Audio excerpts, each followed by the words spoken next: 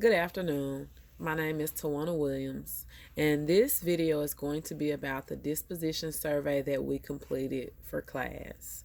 The disposition survey consists of 10 dispositions that I feel I strongly agree with. So I want to start off talking about the role of the special educator. I feel the role of the special educator is to create an environment that is culturally diverse, that responses to the need of the classroom and each individual child. I think that it's important that educators plan and practice evidence based strategies, that the educator is ethical and professional, and that the educator is open to collaboration. In talking about collaboration a little bit, I think it's important to recognize that collaboration is mutually beneficial for all parties. It's beneficial for the teacher, beneficial for the student, and those that the teacher is willing to work with. So let's talk about the dispositions that I feel that I already possess. I feel that one of the main things is that I truly believe that all students can learn. I think they learn at different pace. I think some children have their strengths and weaknesses that may be different from another student's strengths and weaknesses. As educators, I think it's our job to get in there to figure out what those strengths and weaknesses are, and to cater that curriculum or tailor that curriculum so that we can really work on an individual basis with a child as well. And I feel like that's a disposition that I possess.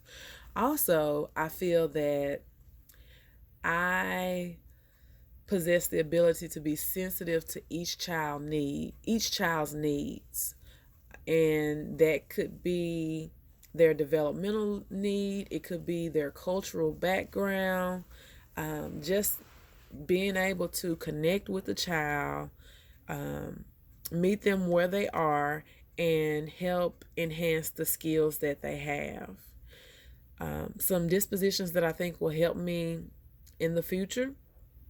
I think that I'm a fair person, and I think all people like to think that they're fair, but I want to make sure that it's not something that I'm just saying. I want to make sure that it's something that I'm practicing daily.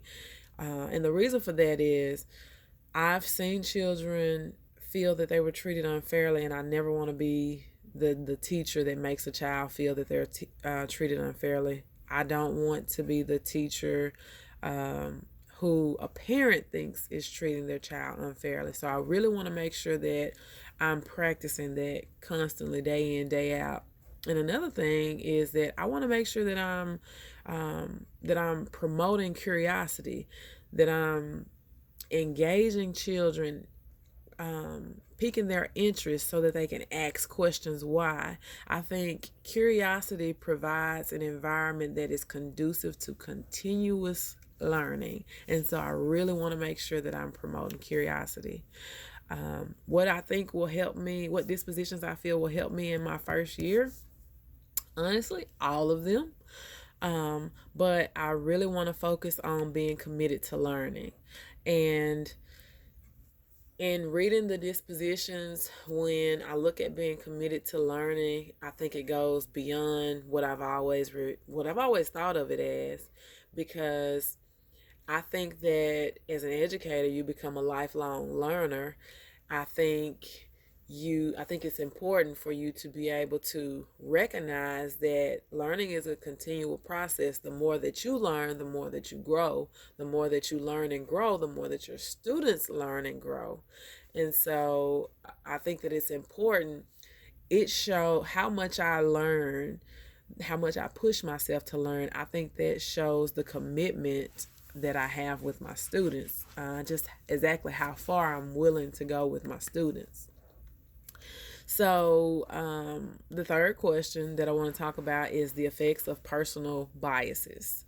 And I think it's very important as educators that we're aware that those biases do exist. Something that I've seen happen, and it happens year after year, educators will inform future educators about a student that they had, whether it's good or bad.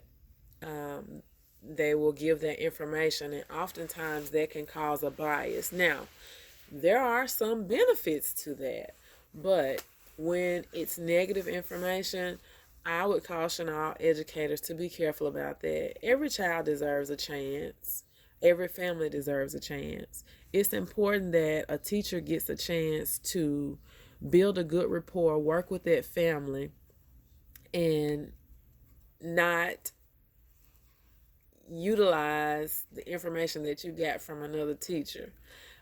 Give them that fair chance. Another thing that I want to talk about is, as a Christian and as an educator, I feel that a lot of times we create biases because we may not agree with the family's spiritual background or their cultural background. I think that takes us back to making sure that as educators we are culturally sensitive and that we're culturally aware, that we embrace the child, we embrace their family. We have to understand that a child, their knowledge goes beyond what they're taught in the classroom, beyond books, beyond experience, but also it's a collection of what they experience at home, their culture, their environment, their learning process, their education is a combination of all those things. And so we have to be respectful even when we disagree with a family or child's background. And I think that's one of the biases that I hear of often, for especially for Christian teachers. This concludes my disposition video, and thank you for watching.